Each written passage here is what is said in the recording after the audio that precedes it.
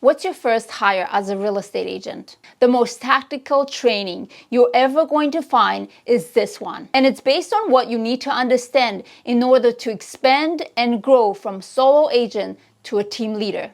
As a top 1% agent in my local area for years, and after attending hundreds of sales seminars and interviewing tens of team leaders of some of the most successful teams in North America, I'll be breaking down for you the most important steps that will help you understand what your first hire should be. And I don't see anyone else talking about this. Why? Wait until the end if you want to be able to recognize some patterns that may happen to you as we speak. I'll be also addressing some of the misconceptions around leadership, the shame related to coming out of production as a team leader, the unintentional or intentional misleading directions by brokers, coaches, and other leaders related to your decision towards expansion, and a surprise gift download at the end of this training.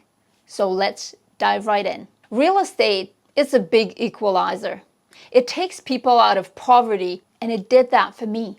Real estate is also one of the few industries where with very little financial commitment, you can make millions of dollars. So here's the agent's journey. We get our licenses, we join a team or we stay solo, we hire a coach or we rely on the broker and peers for knowledge. We transition from tenants to buyers. Then we become listing agents. We become successful and we close tons of transactions year after year. And we get all of the glass trophies and all the accolades. And at some point, the mental conversation will change from where is my next transaction going to come from to if I don't service every client, I'm not making any money. I have a tremendous income, but I don't have a business. What's next? Here's the thing. At the beginning, we're after money. As the time passes, we want our time back. And before moving into giving you the exact formula that is going to help you identify what your next hire should be, let me address a couple of misconceptions and misleading conversations around team building. Quick disclosure, what I'm about to share with you is my own experience. Your experience may be very different, but in case you're experiencing the same kind of feedback, here's some tips that will help you better make your own decision. Number one, when I started entering the team building and leadership space, I noticed a predominant closed door policy. My advice to you, don't pay attention to these closed doors. Stay focused on your own goal. Try to identify and gravitate towards the people that will open doors for you. And never look for evidence that you don't belong, because you're always going to find them. Second, be careful who you're taking advice from. I took my coach's advice. At the time, I had a coach for production. And obviously, him and his company did an amazing job helping me become a great solo producer. So I'm very grateful for that. However, me becoming a team leader led me out of the coaching program into other programs. So when I expressed my interest in building a team, they knew what was about to happen and they looked for their best interest by advising me to stay in production. And that was a huge mistake. It was a lesson learned. When you get someone's advice, understand what position are they advising you from. Third, my broker. Amazing person, super supportive, always available, but zero innovation. I'm not trying to be mean, but here's the thing. He built an amazing business for himself, but he had no knowledge or desire to guide me to become more than just number one top producer in his office. You may wonder why?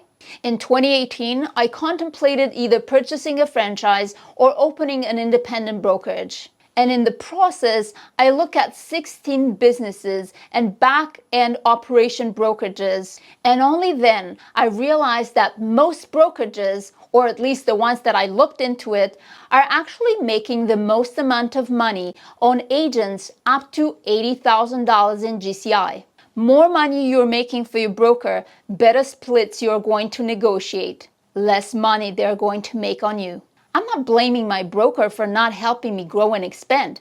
It was in his best interest and it was his business model. While participating on tens of broker owners and team leaders seminars, many, and I mean many broker owners explain another reason why they never encourage team building inside their organizations. And with many actually going as far as firing the teams.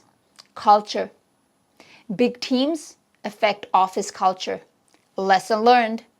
Coaches and mentors and leaders are not always the right people at the right time to advise you about your own growth. Let's dive into the operation side of the business that absolutely nobody's talking about.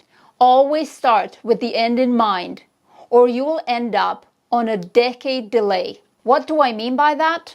Well, if you step out of your business, either in vacation, pregnancy, sickness, you're not making any money.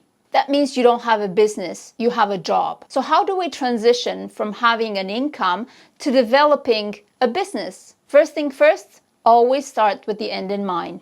What I see time and time again when coaching new agents is that they're only thinking of now. How do I get more deals now? With not even one thought about how their business is going to look in 5, 10, 15 years from now. Of course, at the beginning of your career, you should be thinking of closing transactions. But if you're not thinking and taking small, very small action steps every single day towards building your 5 years future business, and if you're going to have this mentality, I'll start this once I have that, or once I achieve this in 5 years, you're going to find yourself in what I call a decade delay. In 5 years from now, you're going to be mentally and emotionally prepared.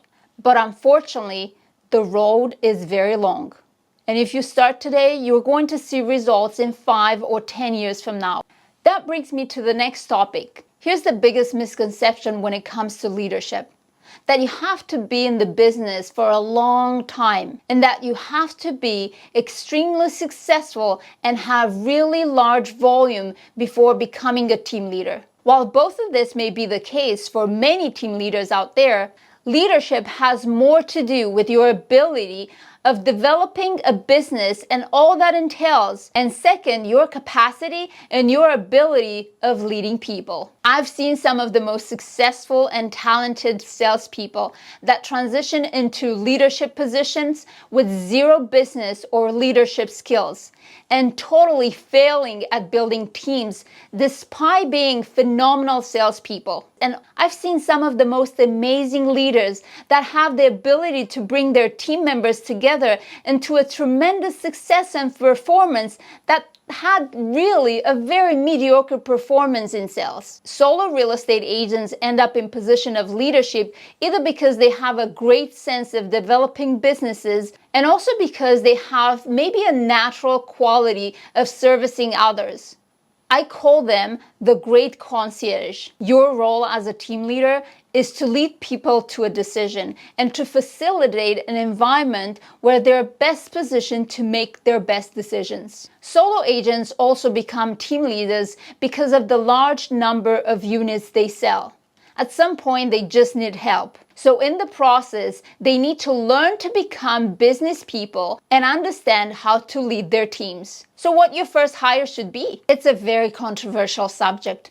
A VA, a transaction coordinator, a showing agent, a buyer agent, an ISA. And here's my take on this. I don't think there's a right or wrong. I think there is a right for your own business. The first thing that you should be doing, it's a business assessment. And I can tell you right now that every business will look very different depending on the country, state, location, markets, price point, and all of that will determine your expansion. You can make $500,000 in GCI by selling 9 homes or by selling 250 homes. And the business model is very different. And it really is determined by the number of units sold and the price range in your neighborhood. So if you were to start listening to the gurus that are saying you that your first hire should be a buyer agent or an ISA or a transaction coordinator or an assistant, that advice is really based on their own experience, their own criteria, their price range, and you may actually make the biggest mistake of your expansion. What we notice is that lower price point create higher volume. and higher price point, obviously lower volume. So you first need to understand clearly what's your situation. Are you lacking volume or are you lacking help? Let me walk you through various stages and options. If you're an agent right now just starting to want a little bit more back of your time and you're really just at the beginning stages, first thing first, just delegate.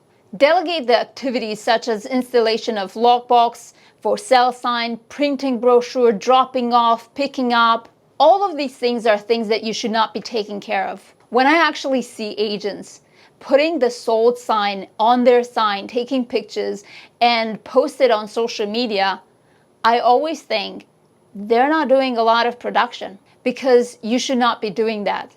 You should instead be in your office creating more opportunities that will help you sign more contracts. So the first thing first, I would start by engaging delivery companies. You can hire them on a project basis. So that's not a long-term commitment. And that will give you back some time that you'll be using in money-making activities that will generate you opportunities to sign contracts.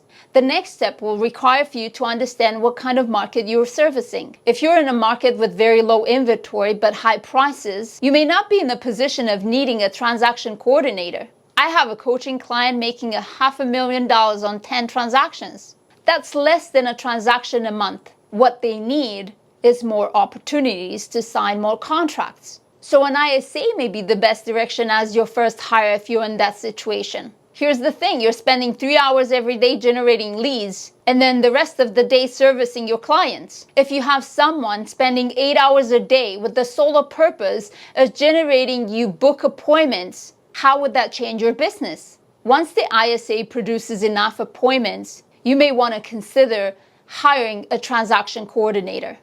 Anything more than 2 transactions a month needs a VA or a transaction coordinator. Now, if you're in a market where there is a lot of turnover, a lot of inventory but low prices, a transaction coordinator or a VA may be your first hire to alleviate a lot of this admin work that has nothing to do with money-making activities. Either a transaction coordinator or an ISA or both, I would still continue with the delivery company that will cover many of the legwork. This formula will postpone the time for the next step, which is hiring a buyer agent. Buyer agent versus showing agent.